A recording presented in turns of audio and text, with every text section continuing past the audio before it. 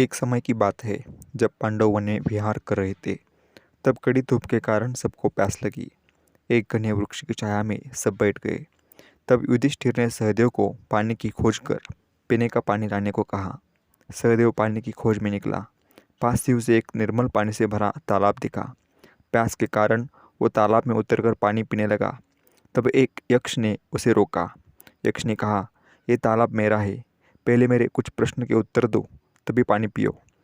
पर सहदेव ने उसकी ओर ध्यान नहीं दिया। जैसे ही उसने पानी पिया तो तालाब के किनारे गतप्राण होकर गिर पड़ा। सहदेव के ना लौटने के कारण युधिष्ठिर चिंतित हो गया और उसने नकुल को भेज दिया। नकुल के साथ भी वही हुआ जो सहदेव के साथ हुआ। क्रम से भीम और अर्जुन भी तालाब तक पहुँचे, पर यक्ष के प्रश्नों के उत्तर न देने से और पानी पीने से सभी गतप्राण हुए। अंत में युधिष्ठिर अपने भाइयों की खोज में निकला। कहीं कौरवों ने छल से पांडवों की हत्या न की हो, ऐसी आशंका युधिष्ठिर के मन में आने लगी। युधिष्ठिर उसी तालाब के पास पहुंचा। तब सभी भाई गतप्राण हुए दिखे। वह दुख से रोने लगा, पर वह भी इतना प्यासा था कि प्यास से वो भी मर जाता।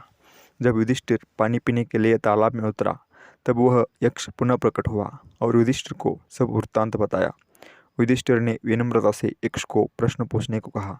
तब यक्ष ने इस तरह से प्रश्न पूछे, सूर्य किससे प्रकाशित होता है? युधिष्ठिर ने कहा, ब्राह्मण के तप से। कौन से शास्त्र के अध्ययन से मनुष्य विद्वान बनता है? विद्वानों के संगति में रहने से मनुष्य विद्वान बनता है। संकट से कौन छुड़ाता है? धैर्य ही मनुष्य को संकट से छुड़ाता है। पृथ्वी से अधिक सहनशील कौन है? बच्चों को जो पाल पोस कर बड़ा करती है, वो माँ पृथ्वी से अधिक सहनशील है। आकाश से भी ऊंचा कौन है? पिता।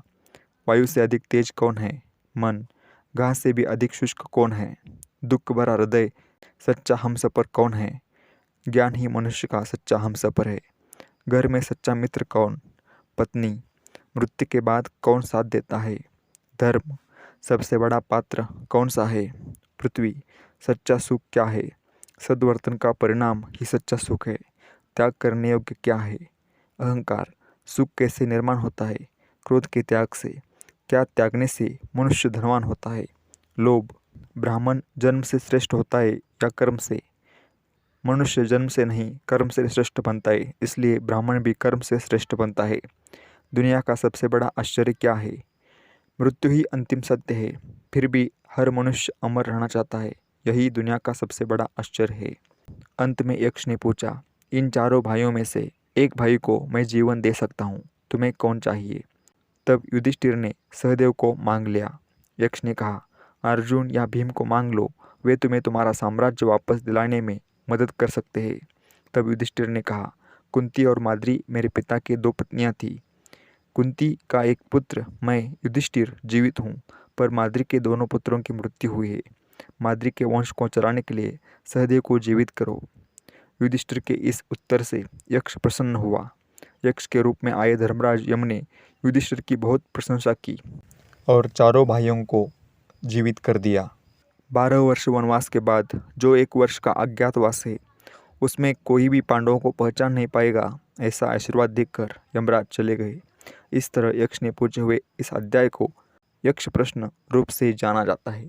यदि आपको ये कथा अच्छी लगी हो तो मेरे चैनल को लाइक, शेयर और सब्सक्राइब करना मत भूलें।